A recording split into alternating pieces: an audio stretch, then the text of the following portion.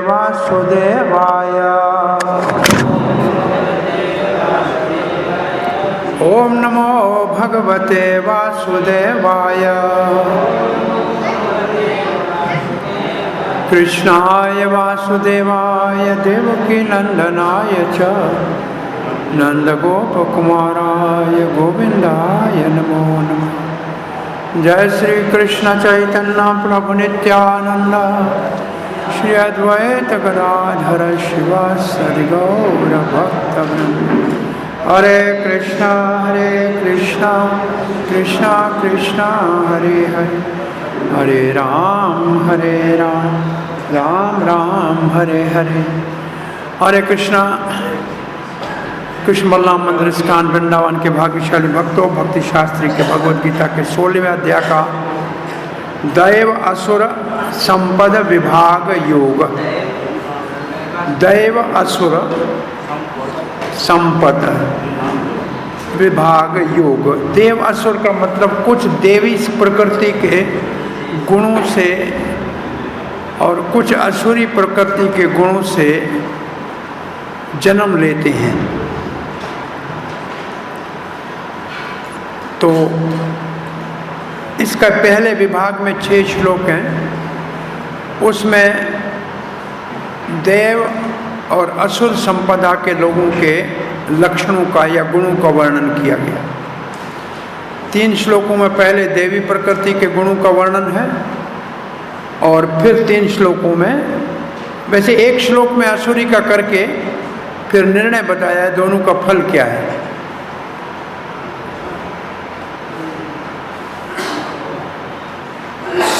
आइए पहले श्लोक पढ़ के फिर देखते हैं कि संबंध कैसे है पहले से। श्री भगवान उवाच अभयं सत्व संशुद्धि ज्ञान योग व्यवस्थिताय दानवस्तमश्च यज्ञश्च स्वाध्याय तप आर्जवम् अहिंसा सत्यम अक्रोध त्याग शांति अपौषणम् दया भूतेष्वलो लुप्त्वम् मार्दवम् ह्रीः अचापलम् तेज क्षमा धृति शौचम् अधरो नातिमानिना भवन्ति संपदं देवीम् अभिजातस्य भारत। तो इसमें है 26 गुण। ये 26 गुण हैं जो वर्ण आश्रम के अंतर्गत विभाजित है। कुछ सन्यासियों के गुण हैं, कुछ गृहस्थों के हैं, कुछ ब्रह्मचारियों के हैं, कुछ वानप्रस्थियों के हैं, कुछ ब्राह्मण के, कुछ क्षत्रिय के, कुछ वैश्य के और कुछ शूद्र के। तो ये 26 गुण 4 वर्ण आश्रम में विभाजित है। और इन गुणों वाले प्राणियों को देवी संपत्ति के प्राणी कहा जाता है।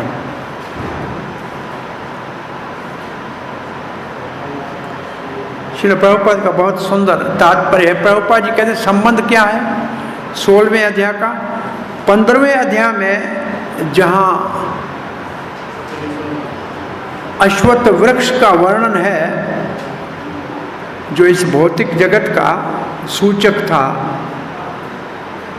उसमें 2 प्रकार की और जड़ें नीचे जाती हुई बताई गई थी। कौन सी थी वो जड़ें? कर्म की वासनाएं। और कौन से कर्म होते हैं? पाप और पुण्य। जो पाप और पुण्य कर्म की वासनाओं की जो अन्य जड़ें नीचे आती हैं, वो कर्मों से मनुष्य लोग को बांधती हैं। उन जड़ों के प्रभाव से जो पुण्य के कारण जन्म लेते हैं वो देवी संपदा के होते हैं, और जो पाप कर्मों से जन्म लेते हैं संस्कारों से, वो असुरी संपदा के होते हैं। तो 15वें अध्याय के जो दूसरे श्लोक में अधश्च गुण प्रदेश अधश्च मूलानि अनुसंततानि कर्मानुबंधी, ये इसके साथ जुड़ा है। ये तो संबंध 2 प्रकार की जो दूसरे जड़ें हैं भौतिक जगत की, जो नीचे की तरफ आती हैं। मूल जड़ तो ऊपर है, और जो पुण्य और पाप की जड़ें हैं उनसे देवी और असुरी संपत्ति का जन्म होता है।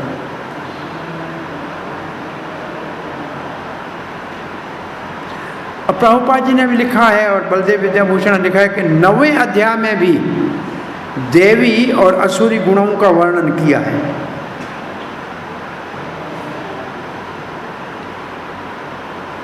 कहाँ किया है 9वें अध्याय में?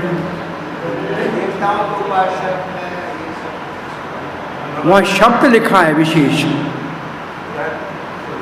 कि कहीं तो लिखा है, तब तो कहा है कि अवजानन्ति माम मूढ़ा के बाद में क्या है? मोघाशा मोघ कर्माणु मोघ ज्ञान राक्षसीम आसुरीम चैप। ये श्लोक लिया हुआ है। राक्षसी और आसुरी, आसुरी रजोगुण है और राक्षसी तमोगुण है। और देवी प्रकृति कहाँ है 15वें अध्याय में? उन्हें 9वें अध्याय में अगर कहा जाए तो दैवीयेषु गुणमयी मम माया दुर्त, नहीं ये नहीं, सारी महात्मानस्तु माम पारत देवीं प्रकृतिमाश्रिता भजन, ये देवी गुणों के हैं। और असुरों के लिए कौन सा श्लोक मिला हमको? 12वां होगा, 12 है ना, 9 का 12 13 14, ठीक है। तो ये संबंध है 15वें और 16वें श्लोक, 16वें श्लोक का पहले 15वें से और 9वें से, ठीक है। तो असुरी देव संपत्ति की उत्पत्ति का कारण पाप और पुण्य के संस्कार, उसके कारण कोई धर्मात्मा देवी गुणों से संपन्न जन्म लेता है और कोई असुरी गुणों से संपन्न जन्म लेता है पाप कर्मों के कारण। प्रायः जो पाप कर्मों के कारण जन्म लेते हैं वो असुरी या राक्षसी योनियों में जाते हैं। असुरी योनियों का प्रभाव है रजोगुण, और तमोगुण का प्रभाव है राक्षसी योनि, और सतोगुण का प्रभाव है देवी संपत्ति सतोगुणी है, और दोनों जो है असुरी वो और राक्षसी है।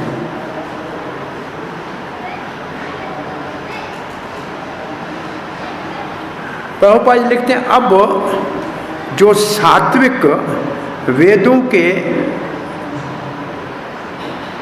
विधान के अनुसार जो सतोगुण के कार्य करते हैं उनको शुभ कहा जाता है और वो मुक्ति का मार्ग है। प्रभुपाद जी अभी दो पहला 16वें श्लोक का संबंध का वर्णन कर लिया पहले से, अब लिख रहे हैं सात्विक गुण वेद के विधान से जो चलेगा उसको मुक्ति का मार्ग है, और इसी को देवी प्रकृति कहा गया है। और ये अपने आप में दिव्य है, ये दिव्य गुण है। और जो ऐसे दिव्य प्रकृति का गुणों से संपन्न है वो आगे मुक्ति के पथ पे चल सकते हैं। तो ये हुआ देवी संपत्ति की परिभाषा। तो अब देवी संपत्ति आपको लिखना हो तो परिभाषा कैसे लिखेंगे? एक तो पूर्व जन्म के पुण्य कर्म हो, फिर सतोगुण में स्थित हो और वेदों के मार्गदर्शन में चलने वाला हो और आध्यात्मिक स्तर के ऊपर रुचि रखने वाला हो, तो उसको देवी संपदा का माना जाएगा और वो मुक्ति के मार्ग में आगे बढ़ सकता है। अब असुरी संपत्ति वाले राजसिक और तामसिक होते हैं और मुक्ति तो इनके लिए संभव ही नहीं है।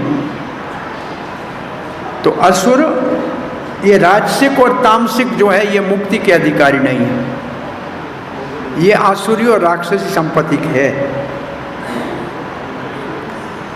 जो राजसिक हैं वो मानव शरीर धारण करके पुनः इस धरती पे वापस आएंगे और जो उससे नीचे हैं वो नीच जोनियों में जाएंगे। तो इससे हमें ऐसा जो देवी गुणों वाले हैं वो मुक्ति के रास्ते पे जा सकते हैं और अन्य अगर रजोगुणी हैं तो मानव बनेंगे और तमोगुणी है तो नीच जोनियों में जाएंगे। ये हुआ इनका फल। अब 16वां अध्याय प्रभुपाद जी लिखते हैं कि देवी और असुरी संपदा वाले जो लक्षण हैं या गुण हैं उनका वर्णन करेगा। देवी को प्रभुपाद जी दिव्य लिखते हैं। देखो दिव्य लिखिए ना, दिव्य देवी दिव्य लिखते हैं, ठीक है। तो एक तो गुणों का वर्णन है और दूसरा क्या वर्णन है 16वें अध्याय में? दोनों का फल, दोनों का क्या लाभ है और क्या हानि है। इसका अर्थ है देवी गुणों का क्या लाभ है और असुरी गुणों की क्या हानि है। देवी गुणों में हानि तो होगी नहीं, तो इसका अर्थ है देवी गुणों के लाभ और असुरी गुणों की हानि का वर्णन 16वें अध्याय में है। अब यहाँ तक कह के फिर अभिजातस्य शब्द को प्रभुपाद जी समझा रहे हैं। अभिजातस्य का मतलब ये सारे गुण जन्म से आते हैं। देखो अभिजात का मतलब जो इन दिव्य गुणों के साथ जिसका जन्म हुआ है, ये बहुत महत्वपूर्ण शब्द है। तो अभी प्रभुपाद जी का जो आधा एक पेज तात्पर्य है अभिजातस्य शब्द के ऊपर है। तो अभी तक हमने सीखा क्या? देवी और असुरी संपत्ति की परिभाषा क्या है, कैसे उनका जन्म होता है। अभी अभिजातस्य का क्या अर्थ है कि वो आखिर पुण्य और पाप होता है, तो अभिजात की परिभाषा क्या है?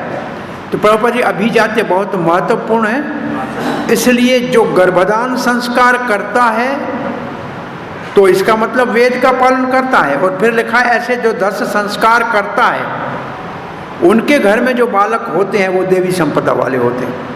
ये बात यहाँ विशेष रूप से कही गई है।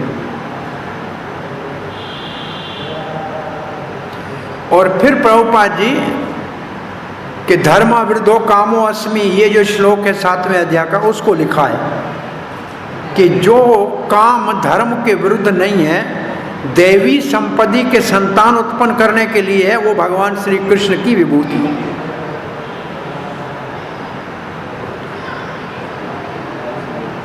कृष्ण भावना के संतान की उत्पत्ति के लिए होने वाले काम की निंदा नहीं की गई है। फिर प्रभुपाद जी का सारी दुनिया माने न माने, कम से कम जो कृष्ण भावना में है उनको कुत्ते बिल्लियों की तरह बच्चे पैदा नहीं करने चाहिए। उनको तो कम से कम कृष्ण भावना भावित संस्कारिक बच्चों को जन्म देना चाहिए।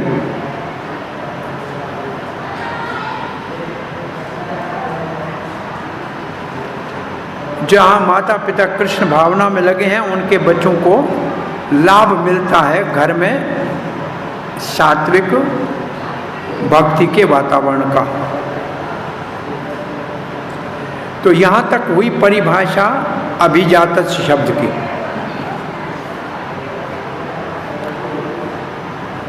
और ये संस्कार है तो जरूर शास्त्र में, वेद में, लेकिन करता कोई नहीं है पालन। अभी आज भी नहीं करते हैं बहुत से लोग। 10 मुख्य संस्कार है, वैसे 16 संस्कार कहे जाते हैं। गर्भाधान संस्कार से शुरू होता है और मृत्यु संस्कार तक पूरा होता है। तो मृत्यु को सबका होता ही, आजकल वो भी बिजली से हो जाता है, संस्कार उसमें भी नहीं रह गया।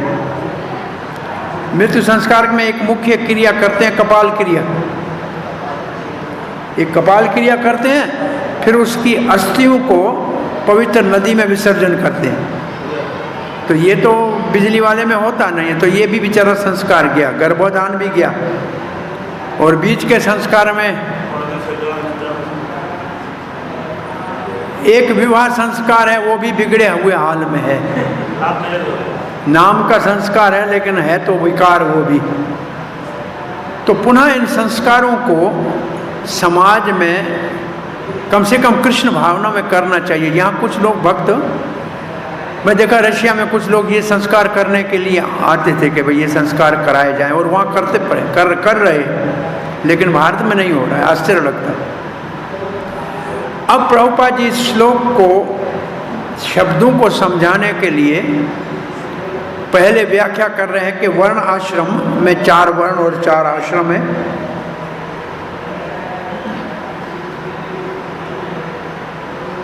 परंतु ये जो विभाजन है ये जन्म से नहीं है। प्रभुपाद जी देखो लिखते हैं कि ये वर्ण आश्रम का विभाजन तो है परंतु जन्म से नहीं है। ये उनके कौन से गुणों के ऊपर आधारित है? शिक्षा पद्धति के गुणों के ऊपर आधारित है। समाज को शांति और समृद्धि के रास्ते के ऊपर चलाने के लिए ये वर्ण आश्रम अति आवश्यक है।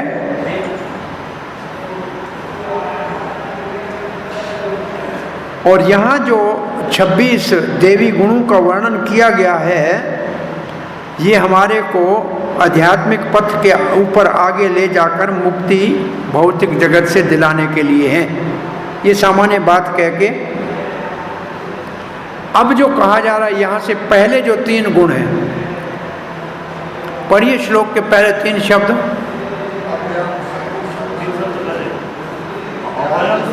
अभयम संग शुद्धि ज्ञान योग व्यवस्थित है। ये 3 गुण है सन्यासी के। ये पहले 3 गुण है सन्यासी में होने चाहिए। पहले तो निर्भय होना चाहिए। कहाँ खिलाएगा, कौन रहने की जगह कौन मिलेगी, ये उसको नहीं सोचना चाहिए। उसको विश्वास होना चाहिए कि परमात्मा श्री कृष्ण हमारे हृदय में है। हम कहीं घोर जंगल में हैं या पर्वत में हैं या घाटी में, कोई समस्या नहीं है, भगवान हमारे साथ है, हमारी रक्षा करेंगे। ये पहले विश्वास सन्यासी को होना चाहिए। तो पहला गुण जो है, प्रभुपाद जी पहले सन्यासी की परिभाषा बता रहे हैं।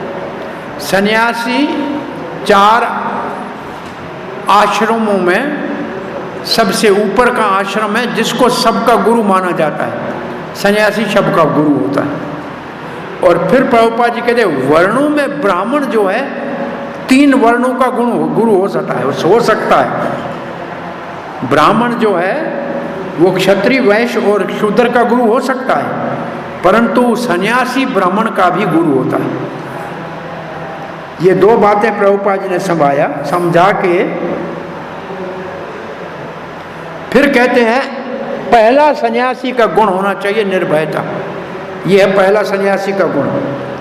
उसको भगवान की कृपा के ऊपर निर्भर होना चाहिए, किसी और की नहीं। 3 चीजें सन्यासी के लिए विशेष रूप से भक्ति के अंगों में, 64 अंगों में 3 सन्यासी के लिए विशेष थी भक्ति रसामृत सिंधु में। किसी को याद है? 3 64 अंगों में अंग थे जो सन्यासियों के लिए हैं। भक्ति रसामृत सिंधु में है, 7वें स्कंद भागवत के श्लोक के आधार के ऊपर है। वहाँ 3 है 64 अंगों में और वो सन्यासी के हैं।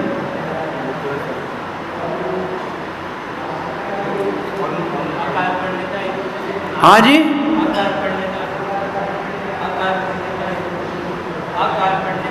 न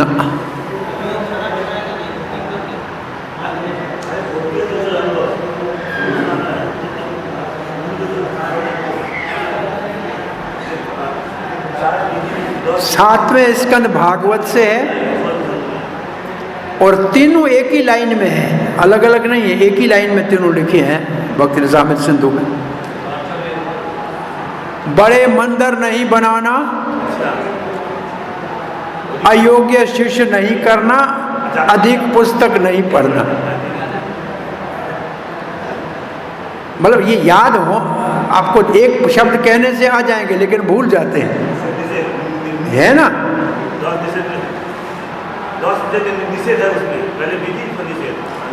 उसमें ये 3 चीजें सन्यासियों के लिए, सबके लिए नहीं है। तो वो हमने पहले सन्यासियों के लिए पढ़े, तो हमें याद होना चाहिए कि सन्यासियों का ये भी धर्म है। और यहाँ पहला धर्म है निर्भयता। मैंने इसलिए कहा कि भगवान की कृपा आपके रहना चाहिए। अगर ये काम करेगा कि मंदिर बनाना है तो दूसरों को भी जो दान देगा उसकी कृपा के ऊपर जीना पड़ेगा ना, तो फिर तो वो निर्भय तो नहीं हुआ, तो दूसरे के ऊपर आश्रित हो गया ना। वहां प्रभुपाद ने लिखा है कि ठीक है, ऐसा नहीं हो कि शिष्य जैसे चाहे वो गुरु को चलाएं, ऐसा नहीं होना चाहिए। कहीं हम एक जगह बैठे थे किसी सेठ जी के दुकान पे, तो मैंने कहा मैं यहाँ आपका एक जो आश्रम का गुरु है उससे मिलने जाता हूँ, पर आप बैठिए यहाँ मंगाता हूँ। तो मैंने बोला कि गुरु तुम्हारी आज्ञा में चलता है क्या? आप बैठिए, मैं गुरु को मंगा लेता हूँ, यहाँ मुझे बोला। तो मैं समझा कि ये इसका मतलब है कि गुरु जो है भगवान के ऊपर निर्भर नहीं है, सेठों के ऊपर निर्भर है, वो जब चाहें तब मंगा सकते हैं। नहीं,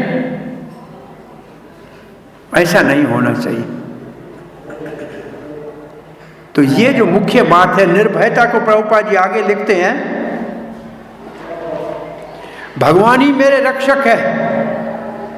अगर ये विश्वास नहीं है तो सन्यास लेना ही नहीं चाहिए। नहीं तो प्रभुपाद इस उम्र में कैसे जाते बिना सहारे के बाहर। ये एक पक्का निर्णय था, कृष्ण मेरे साथ है और वही मेरे रक्षक है। ये पक्का दृढ़ संकल्प, यही अगर ये विश्वास नहीं है तो सन्यास नहीं लेना चाहिए। परम पुरुष भगवान श्री कृष्ण हमारे हृदय में परमात्मा के रूप में बैठे हैं, जहां भी रहेंगे भगवान हमारी रक्षा करेंगे।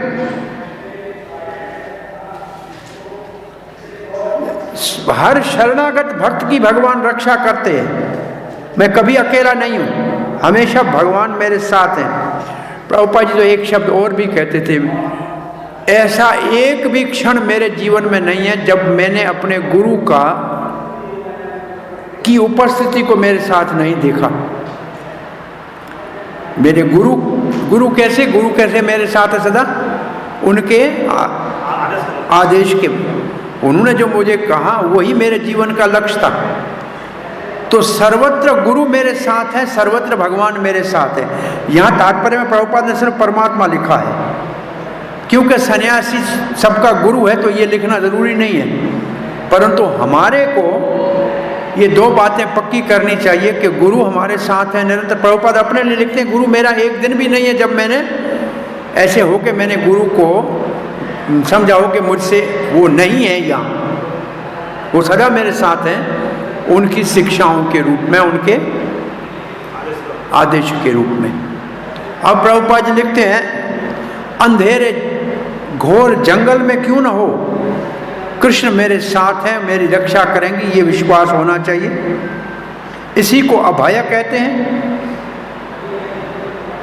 और सन्यासी के लिए ये अति आवश्यक है। ये हो गया पहला लक्षण। अब दूसरा लक्षण कहते हैं अभयम संशुद्धि। अब संशुद्धि का मतलब सम्यक सिद्धि, पूर्ण रूप से अपने अस्तित्व को शुद्ध करना। तो सन्यासी की शुद्धि के लिए कुछ नेम है। प्रभुपाद जी ने उसमें एक ही नेम के ऊपर सिर्फ बल दिया है कि स्त्री का संभाषण नहीं करना, निकट नहीं आने देना, ये मुख्य सन्यासी के लिए एक नेम। सारा तात्पर्य इसके ऊपर है। प्रभुपाद लिखते हैं संसिद्धि का क्या अर्थ है। पहले देखिए लिखा क्या है, अपने अस्तित्व को पवित्र करना है, ये हो गया दूसरा। इसके ऊपर दूसरा नंबर 2 लिखो, ये 2 नंबर लक्षण। और ये है सन्यासी के लिए, उसको करना है अपने अस्तित्व को शुद्ध, और उसके लिए बहुत से नेम है, प्रभुपाद जी कहते हैं शास्त्र में, परंतु मुख्य नेम जो है वो ये है कि वो कभी भी नारी के साथ निकट का संबंध, घनिष्ठ संबंध नहीं रखे। बोलना भी एकांत में वर्जित है। और फिर प्रभुपाद जी उदाहरण देते हैं, भगवान श्री चैतन्य महाप्रभु इतने उदार अवतार हैं, फिर भी सन्यास के नियमों को इतना कठोरता से पालन करते थे कि उनके जो स्त्री नारी, उनकी जो सेविकाएं थी, वो भी कभी उनके निकट आने का साहस नहीं करती थी। और उनके एक पार्षद छोटे हरिदास ने केवल काम की दृष्टि किसी के ऊपर देखा मन से, उसका भी भगवान ने त्याग कर दिया चैतन्य महाप्रभु ने। ये सारी कथा प्रभुपाद ने लिखी है कि सन्यासियों का उदाहरण हमारे लिए भगवान श्री चैतन्य महाप्रभु है। पुरी में मिलने वाले सब गृहस्थी आते थे, हमने देखा कई जो गृहस्थी जाते थे अपनी स्त्रियों को ले जाते थे, लेकिन स्त्रियां बहुत दूर बैठती थी, कभी भी सामने नहीं आती थी।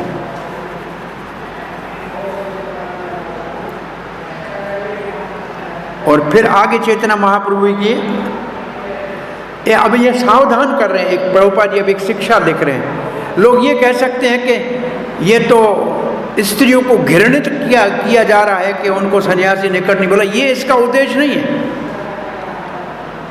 इसका उद्देश्य नारी का अपमान नहीं है, इसका उद्देश्य है सन्यासी की सुरक्षा। देखिए ये लाइन, इसमें सन्यासी की सुरक्षा बहुत जरूरी है। नारी में कोई दोष नहीं है, परंतु सन्यासी की सुरक्षा के लिए ये बहुत जरूरी है। ये नारी का अपमान नहीं है, नारी के प्रति द्वेष भाव नहीं है, सन्यासी के लिए जरूरी है। तो हर एक को अपने आश्रम के नियमों को, अपने अस्तित्व को शुद्ध करने के लिए पालन करना चाहिए। तो सन्यासी के लिए पुनः प्रभुपाद जी यही बात लिखते हैं। अब एक चीज और बढ़ा रहे हैं नारी के साथ, देखिए सन्यासी को नारी से तो निकट बैठना नहीं है, बात नहीं, एक और काम क्या नहीं करना है, धन संग्रह नहीं करना है। धन संग्रह हो गया तो ले डूबेगा, इसके साथ और बुराइयां अपने आप आ जाएंगी। धन संग्रह सन्यासी के पास आता है, लेकिन उसको सेवा में लगा देना चाहिए। प्रभुपाद जी के पास जो भी दक्षिणा आती थी ना, वो उसी दिन, नहीं देर हो गई तो दूसरे दिन सुबह MVT अकाउंट में जाता था। उनका एक अकाउंट था, उसका नाम था MVT, Mayapur Vrindavan trust. Mayapur Vrindavan trust, सारी वो संपत्ति मायापुर वृंदावन ट्रस्ट में जाती थी। और के और मंदिर रहे न रहे, कलयुग के प्रभाव से इन 2 मंदिरों का जो है सारा, ऐसी अवस्था में भी इन मंदिरों की खर्चा हमारे इस ट्रस्ट से चलाना चाहिए। ये प्रभुपाद जी बना के गए ट्रस्ट। तो धन संग्रह नहीं करना चाहिए। ऐसे हमारे इस्कान में संन्यास लेने से पहले उसके नाम पे कोई प्रॉपर्टी नहीं होनी चाहिए, घर नहीं होना चाहिए, बैंक अकाउंट नहीं होना चाहिए, ये पहले रिक्वायरमेंट है। अगर ये सब आपके नाम में है तो आप संन्यास लेने का अधिकारी नहीं हो, क्योंकि आपको भगवान के ऊपर भरोसा नहीं है अभी अपने आप। तो ये चीजें सन्यासी को नहीं चाहिए।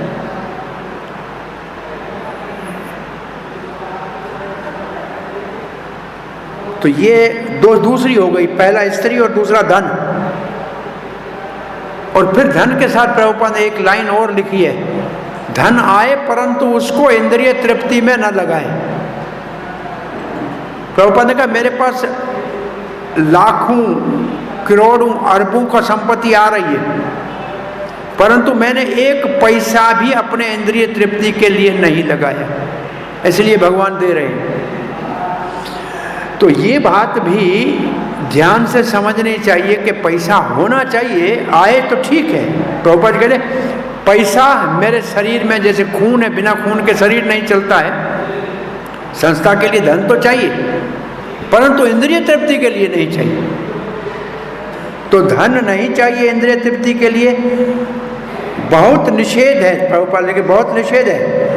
वो जो एक उदाहरणात्मक सन्यासी भगवान श्री चैतन्य महाप्रभु से ये सब हमको सीखना चाहिए। ये उदार अवतार होते हुए भी सन्यास का पालन बड़ी कठोरता से किया। और छोटे हरिदास की कथा फिर लिखी है।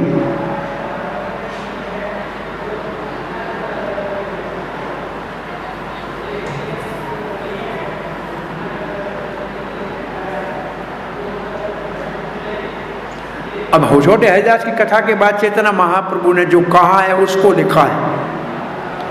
पढ़िए जरा चैतन्य महाप्रभु में क्या कहा है।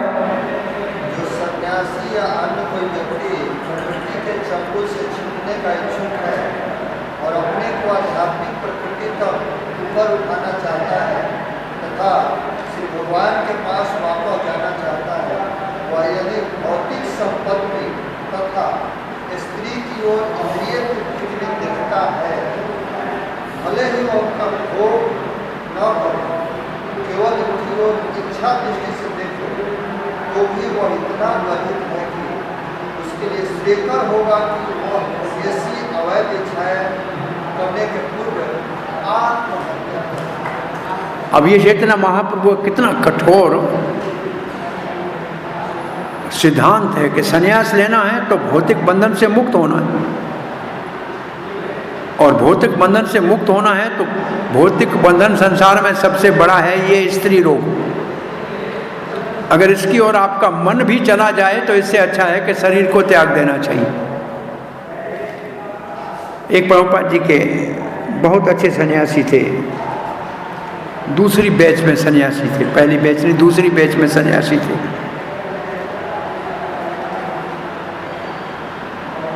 विष्णु जन स्वामी वो गाते थे, प्रभुपाद जी कहते थे वैकुंठ से आया हुआ है।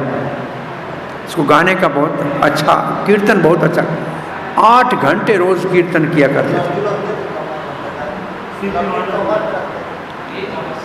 8 घंटे रोज कीर्तन करते थे और जाकर संकीर्तन में। और यहाँ उंगलियों के ऊपर मृदंग बजाने के लिए चवानियाँ बांधते थे कि उंगलियों में चवानियाँ बांधते थे। और कम से कम 1 डजन से ज़्यादा लड्डू साथ रखते थे, क्योंकि 8 घंटे बजाना है तो कुछ खाना भी पड़ेगा। प्रसाद भी साथ रखते थे बहुत। नवयुवक अवस्था में संन्यास लिया था, विवाहित थे। फिर एक दिन प्रभुपाद को मायापुर में कह रहे थे कि सन्यासी का अगर मन में विकार आए तो काम का, तो प्रभुपाद के चैतन्य महाप्रभु ने कहा है कि उसको आत्महत्या करनी चाहिए।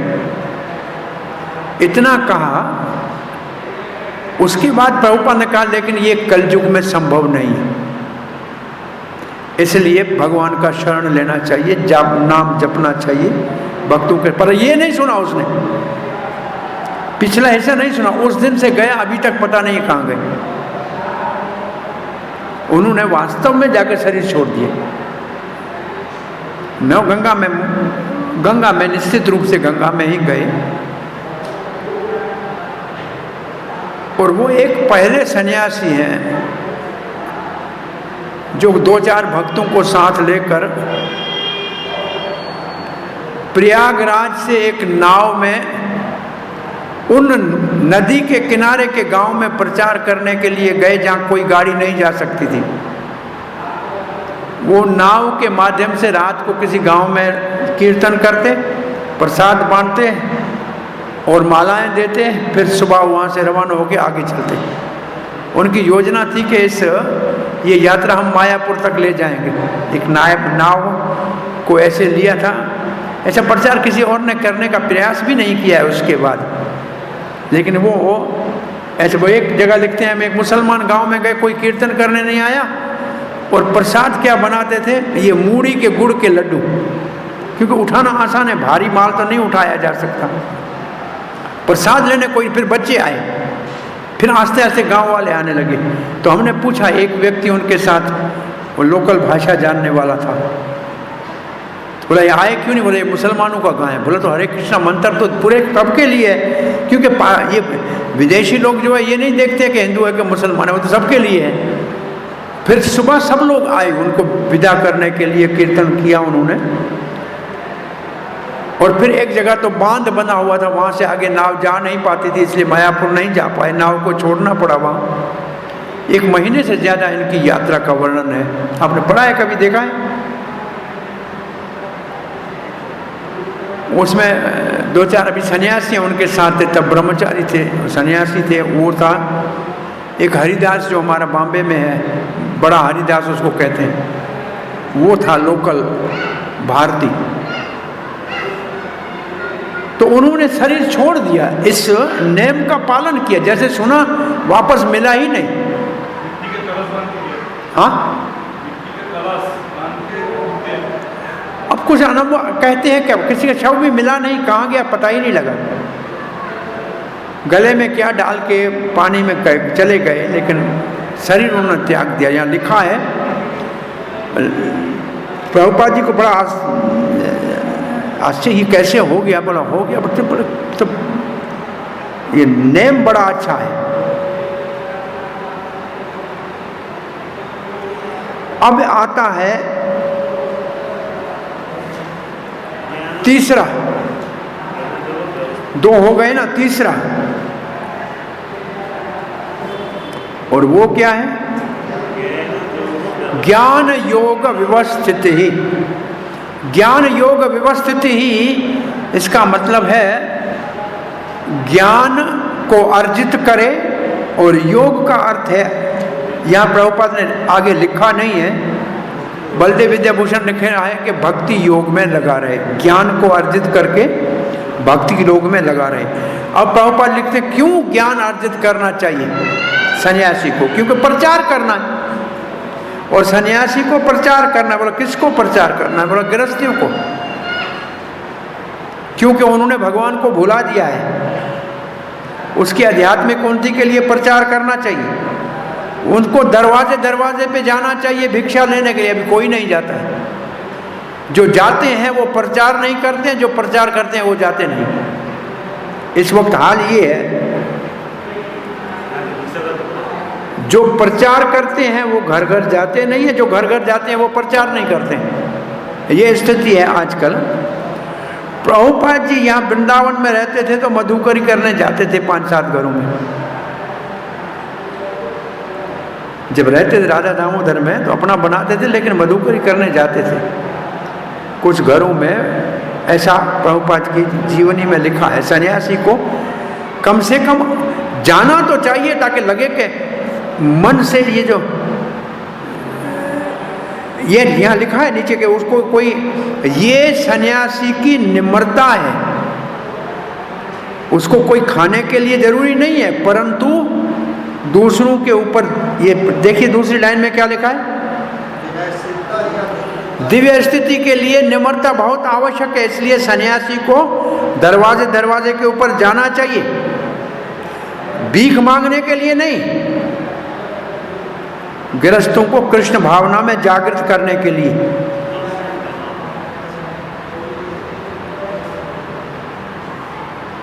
पचास 40-50 साल पहले यहाँ जितने भी रहते थे गौड़ीय वैष्णव बाबा, वैरागी, सनातन गोस्वामी के समय में 500 साल, वो केवल एक दिन द्वादशी को 15 दिन में जाते थे मथुरा, और कुछ ब्राह्मणों के घर से भिक्षा लाते थे और 15 दिन खाते थे। 15 दिन के बाद फिर दूसरी द्वादशी को जाते थे, महीने में 2 बार जाते थे। ऐसे नहीं सुबह से निकले रोज वही भिक्षा मांगना करे, इसके ये मतलब नहीं है रोज भिक्षा मांगने जाए और कोई काम नहीं है जाओ पैसा लो, नहीं, ये को नहीं, रोटी लो नहीं, सिर्फ महीने में 2 दिन, और जो मिलता था वो 15 दिन में गुजारा करते थे। और यहाँ एक बाबा जी हमको कहा कि हम यहाँ से पैदल जाते थे, मथुरा से लाते थे द्वादशी को, 15 दिन भगवान को सेवा करते थे, ठाकुर जी को भोग लगाते थे, खा लेते, फिर द्वादशी को जाते थे, हो जाता था काम। फिर बोला साइकिल आई, फिर साइकिल में जाने शुरू किया, बोला बाद में साइकिल आ गई, फिर अब स्कूटर आए, जब स्कूटर आया तो जाना ही छोड़ दिया। जब स्कूटर ले सकते हैं फिर भीख मांग के क्या करेंगे? हाँ? फिर क्या करेंगे? भीख मांगने की जरूरत क्या है? भाई उसके तेल का खर्चा कर सकते हो तो भीख क्यों मांग रहे जाओ? तो फिर जाना बंद कर दिया।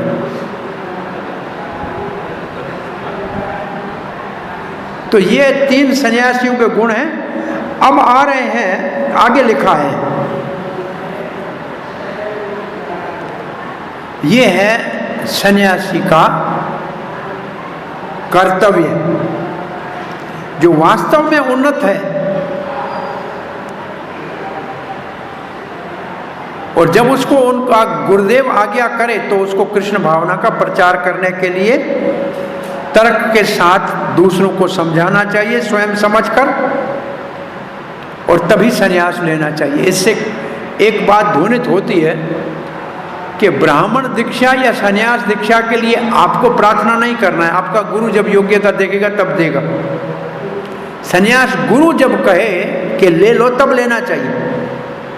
मैं जाके कहूं कि मुझे संन्यास दो, ये ठीक नहीं है। ये प्रभुपाद के लिखने से देखो, जब कोई वास्तव में उन्नत है और गुरुदेव उसको प्रचार के लिए आज्ञा करते हैं और वो जब समझता है कि मैं अब युक्ति से सबको कृष्ण भावना का प्रचार कर सकता हूं, तब उसको संन्यास लेना चाहिए।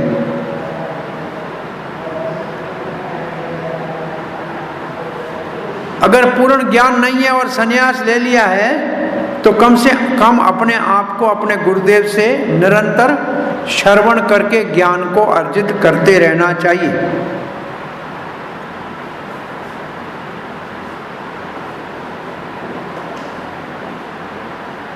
अब ये तीनों बातें प्रभुपाद लिखते हैं, ये 3 है सन्यासी के गुण। 3 सन्यासी के गुण हो गए। अब 3 गुण गृहस्थ के आ रहे हैं। इसके बाद 3 गुण है गृहस्थ के। हरे कृष्णा। पहला है दान।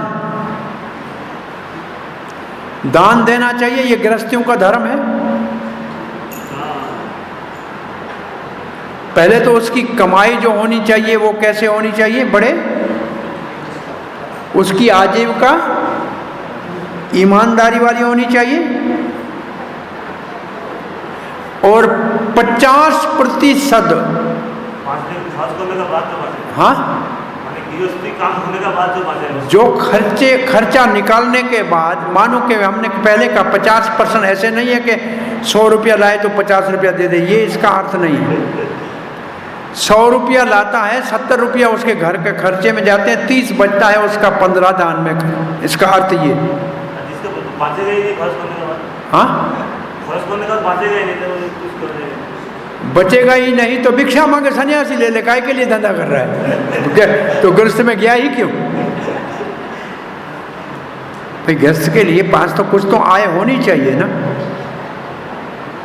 अब प्रभुपाद जी लिखते हैं किसको देना चाहिए? ऐसे समाज और संस्था को देना चाहिए जो वो प्रचार का कार्य करती है, और सही व्यक्ति को देना चाहिए। आगे बताया जाएगा कि सतोगुण, रजोगुण और तमोगुण का दान क्या होता है। सात्विक दान ही शास्त्रों में निर्देशित है, तामसिक और राजस दान का महत्व नहीं है। अब प्रभुपाद जी कहते हैं दान देना चाहिए कृष्ण भावना के कार्य के प्रचार के लिए, और यही सात्विक दान है। अब दान के बाद है इंद्रियों का संयम, दम। ये भी गृहस्थी के लिए है, वैसे सबके लिए है।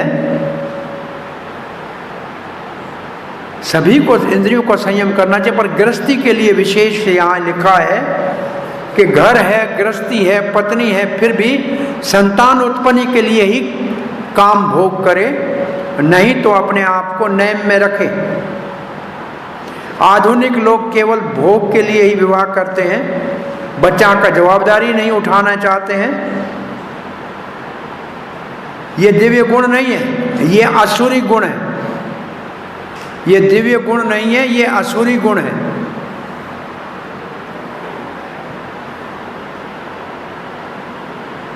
हर एक को आध्यात्मिक उन्नति करनी चाहिए, गृहस्थों भी करनी चाहिए।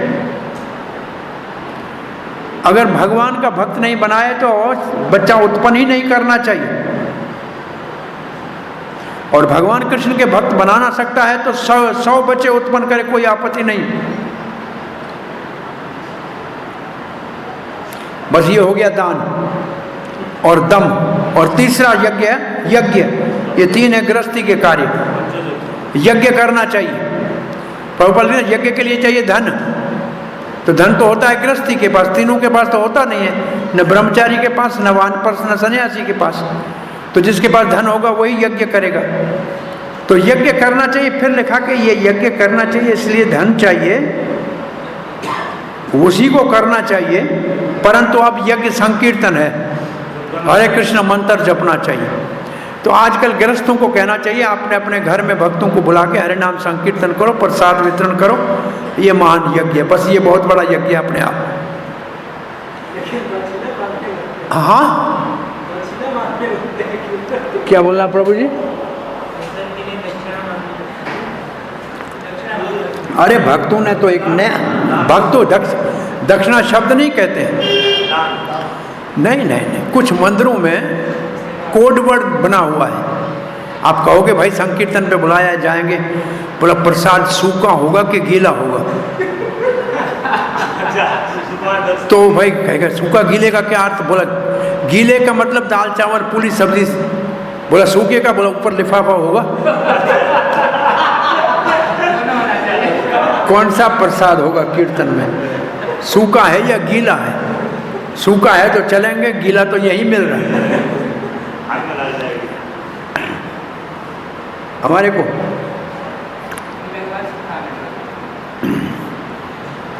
हमारे अपने किसी संबंधी ने कहा कि हमें संकीर्तन पे ले जाने के लिए कह रहे हैं, 1500 रुपया देंगे एक दिन का। और यहाँ बहुत रशियन रह रहे हैं जो केवल 1500 रुपया, 1000 रुपया एक दिन कहीं कीर्तन पे जाते हैं। लोगों को विदेशी चाहिए कीर्तन में, उनको ये मिलता है, वो महीने में उनको 5-7 बार जाते हैं, उनका खर्चा उसी से चल रहा है।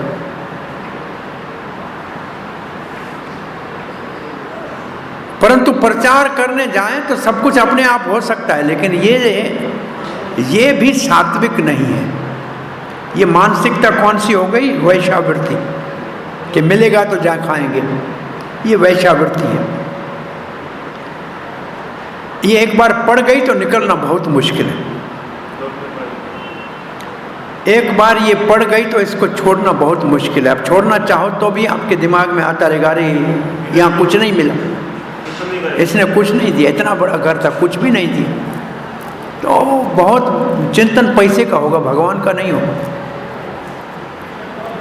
लेकिन ये बहुत बड़ा प्रसिद्ध सूखा प्रसाद है कि गीला प्रसाद है। सुना है कि नहीं सुना आपने?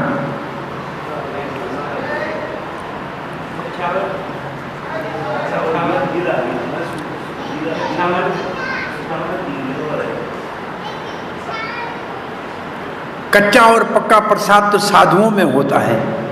कच्चा प्रसाद दाल चावल होता है, पक्का पूरी सब्जी होता है। बहुत साधु है कच्चा नहीं खाते हैं, बाहर केवल पक्का खाते हैं। ये भी होशियार है, बोला कौन खाएगा दाल चावल? जाना है तो पूरी पकौड़ा खाओ। पुराने ज़माने में पैदल जाना पड़ता था, अब तो नहीं खा सक पाता, अभी कोई नहीं खा पा रहा है कच्चा प्रसाद। अब पक्का खाने वाले मर गए।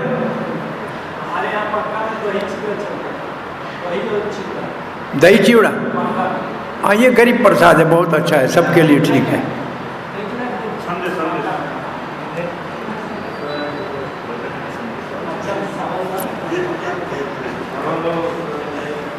Yes. According to this statement, charity should be given to the right receiver. As we discussed now, Sukha Prasad can be received or not.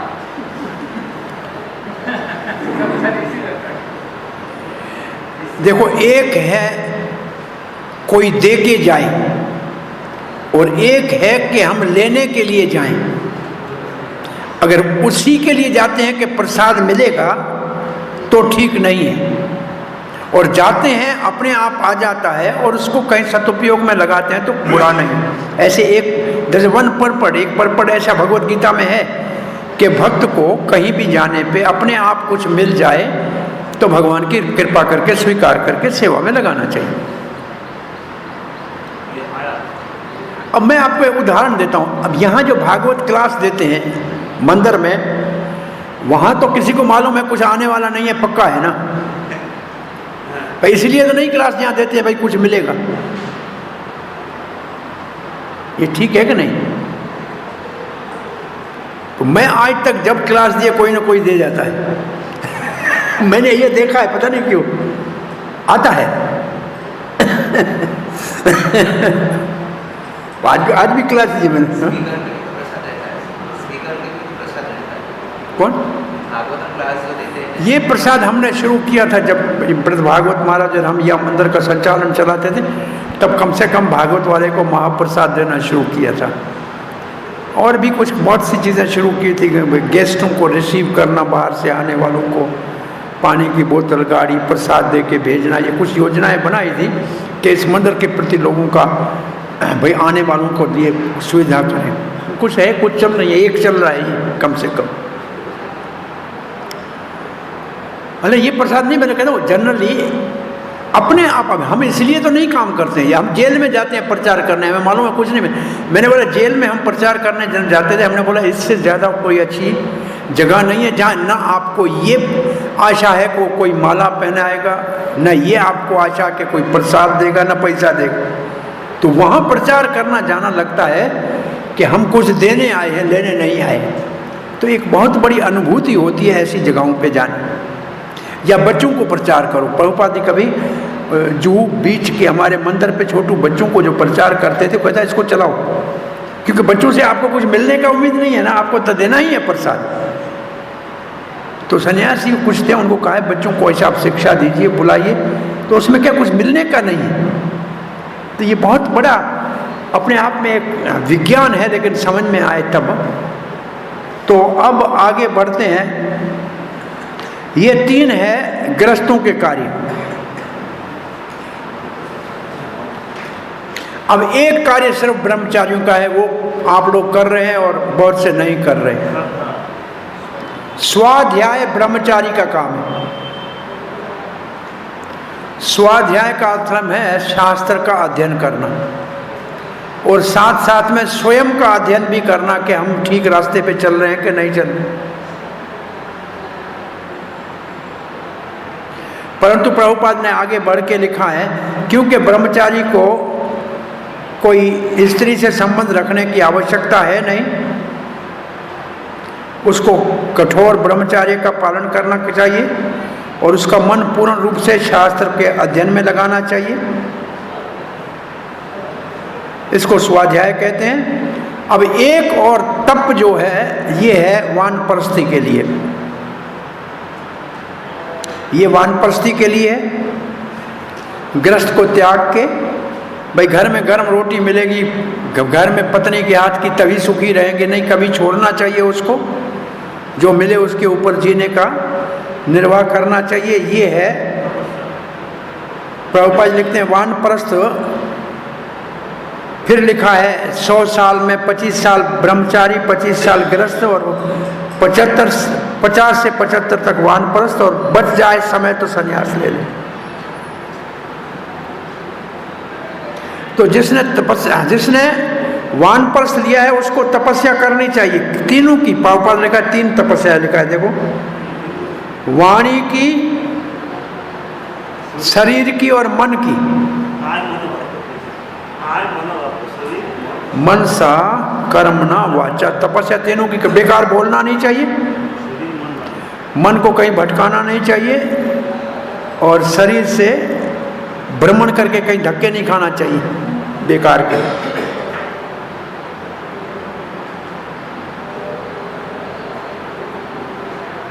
बिना तपस्या के मानव जन्म में मुक्ति मुश्किल है। और प्रभुपाद इसी के ऊपर कहते हैं, लोग कहते हैं तपस्या की कोई जरूरत नहीं है, हाँ सब ठीक हो जाएगा। बोला इसका न वर्णन वेद में है न भगवत गीता में है। और बहुत से ऐसे लोगों ने मन घड़त एक दिखावी जो है आध्यात्मिक नमूना चालू कर दिया है। उनके चेले कहते तपस्या की कोई जरूरत नहीं है, कोई नेम नहीं है, कोई बंधन नहीं है।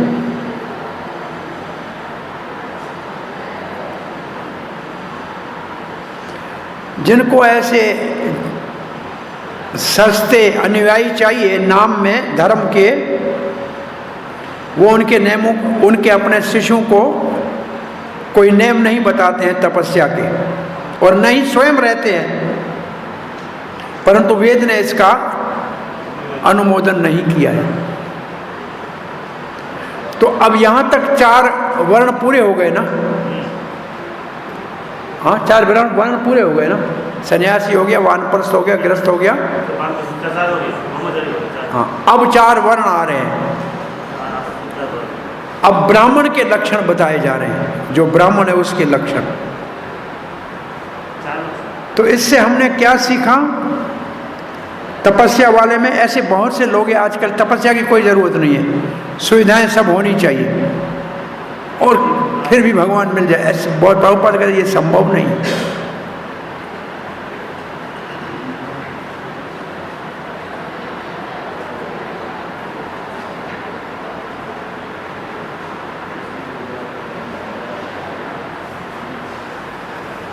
कोई ब्रह्मचारी है या ग्रस्त है या वानप्रस्थ है या सन्यासी है, ये जो पहला लक्षण ब्राह्मण का है ये सबके लिए अनिवार्य है। कौन सा है? नहीं, आर्जवम। आर्जवम शब्द का अर्थ है जीवन में सीधा व्यवहार। अर्जुन शब्द है ना, सीधा पेड़ होता है, बिल्कुल बिल्कुल सीधा होता है, कहीं टेढ़ापन नहीं हो। अर्जुन शब्द जो है, अर्जुन शब्द भी वहीं से निकला है, जो भगवान कृष्ण से बहुत साफ पूछ रहा है कि मैं क्या करूं, ऐसे नहीं है कि टेढ़ा है। तो आर्जवों का मतलब सीधा बोलना, अपने जीवन में व्यवहार बिल्कुल सीधा रखना।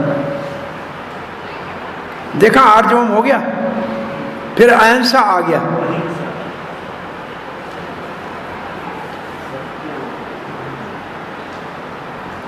इसका मतलब जीव हत्या नहीं करनी चाहिए, क्योंकि आत्मा मरती नहीं है, इसलिए हम किसी को भी मार के खाएंगे तो पाप नहीं लगेगा, तो चलो पशु हत्या कर लें और मांस खाएं, ये ठीक नहीं है। जब भगवान ने दूध, दही, मक्खन और दालें और गेहूं और चावल दिया है तो पशु हत्या नहीं करनी चाहिए।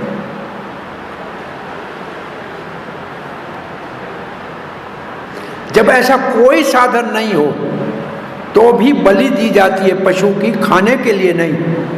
कसाई घर नहीं खोलना चाहिए। तो वास्तव में अहिंसा का अर्थ ये है, किसी के जीवन की प्रगति में बाधा नहीं डालनी चाहिए। पशु भी बेचारे एक जूनी से दूसरी जूनी में जाएंगे तब जाके मानव बनेंगे।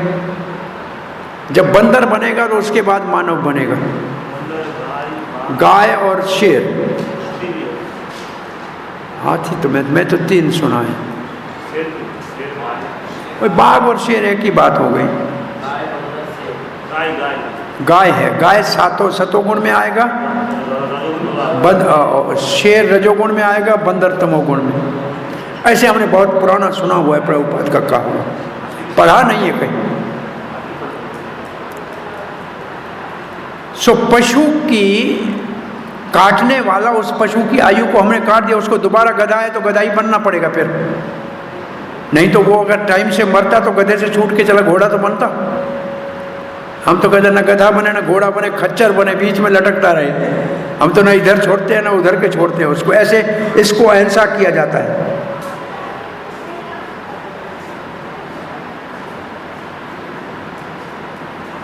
और फिर प्रभुपाद लिखते हैं वो कैसे हम पशु हत्या से उसके जीवन में बाधा डालते हैं। तो हमारे इंद्रिय भोग के लिए पशु हत्या नहीं करनी चाहिए, ये अहिंसा है। और हमने अहिंसा का एक और अर्थ पढ़ा था कहीं और, ज्ञान में। ज्ञान में भी अहिंसा थी। प्रचार न करना हिंसा है, प्रचार करोगे तो अहिंसा है। वो दूसरा अर्थ था, या दूसरा अर्थ वो ज्ञान के लक्षण था, और ये है देवी संपदा में ब्राह्मण के लक्षण। अब है सत्यम, ये भी ब्राह्मण का लक्षण है। सत्य को तोड़ मोड़ के नहीं बताना चाहिए। वेदों में बहुत सी ऐसी बातें हैं जो न समझ में आए तो गुरु के सर से समझना चाहिए, अपन मनमानी टीका नहीं करनी चाहिए। श्रुति का मतलब है गुरु से सुनना, अपना कोई उसका अर्थ नहीं निकालना चाहिए। भगवत गीता में लोगों ने कितनी सारी टीकाएं लिखी है, लेकिन कहीं भी उसके अंदर भगवान का जो उद्देश्य है वही नहीं लिखा है, क्योंकि उन्होंने गुरु परंपरा से नहीं सुना है। तो ये सत्य की बात है, शास्त्र परंपरागत पढ़ना चाहिए, ये हुआ सत्य की परिभाषा। और जो शास्त्र में वैसे लिखना बोलना चाहिए। बहुत सी बातें हम शास्त्र को जहाँ देखते हैं कि बदल के थोड़ा बोलने का प्रयास करते हैं, करनी नहीं चाहिए ऐसा। जो जैसे लिखा है वैसे कहना चाहिए। अब एक और शब्द है, वो पढ़ के कथा को यहाँ आज विराम देंगे। अक्रोध, मतलब क्रोध नहीं करना। क्रोध के लिए 100 कारण हो, फिर भी क्रोध नहीं करना, क्योंकि क्रोध करने से सारा शरीर दूषित होता है। क्रोध दूसरे को इतना नहीं जलाता है जितना हमको जलाता है। क्रोध अग्नि है, दूसरे जिसके ऊपर करता हूं उसको करते हैं वो नहीं, हम खुद जलते हैं उसमें। सो क्रोध से बचना चाहिए। प्रभुपाद कहते हैं क्रोध जो है रजोगुण की प्रवृत्ति है, तो सात्विक लोगों में तो होनी ही नहीं चाहिए, और इससे फिर काम क्रोध आदि सब ये रजोगुण हो जाएगा, तो इसको रोकना चाहिए। अब एक और शब्द आता है जिसका अर्थ है निंदा। क्या लिखा है? अपौषणों का अर्थ क्या लिखा है? जो दूसरा यहाँ नहीं है। मानो अब यहाँ से बाहर चला गया धर्मात्मा, फिर हम बैठ के इसके लिए कुछ बुरा कहें, इसको कहते हैं अपोषणम। किसी की निंदा करना, उसके सामने नहीं, उसके पीछे। इसको बलदेव विद्याभूषण ने कहा है, व्यक्ति नहीं और उसके पीछे उसके दोषों का वर्णन करना, ये अपौषणम कहलाता है। पौषणों का मतलब नहीं करना, अपोषण नहीं, अपोषणम का नहीं करना, पोषणों का मतलब करना। परंतु प्रभुपाद कह रहे इसका अर्थ ये नहीं है कि चोर को चोर मत कहो। इसका मतलब चोर को चोर कहो, परंतु किसी सही आदमी को चोर तो मत कहो। तो इसका अर्थ अपोषण का ये है। हिरी, लज्जा। हिरी का अर्थ है लज्जा। कोई भी ऐसा अपराधजनक कार्य नहीं करना पड़े जिसकी वजह से लज्जित होना पड़े। कोई ऐसा काम नहीं करना चाहिए जिससे हमको लज्जित होना पड़े। चापलम का अर्थ क्या है? इधर उधर भागना, मनमानी करना। चापलम का मतलब बहुत निर्णय के साथ एक जगह टिके रहना, विचलित नहीं होना, हताश नहीं होना, अपने कार्य में सफलता नहीं मिले तो भी विचलित नहीं होना चाहिए। ये हो गए ब्राह्मण के गुण। अब आते हैं क्षत्रिय के गुण। तेज क्षत्रिय का गुण है। यहां से आगे कल पढ़ेंगे, फिर मेरा 3 बजे क्लास होगा। हरे कृष्ण। कल क्षत्रिय की बात करेंगे। आजकल क्षत्रिय की जरूरत बहुत है। बांग्लादेश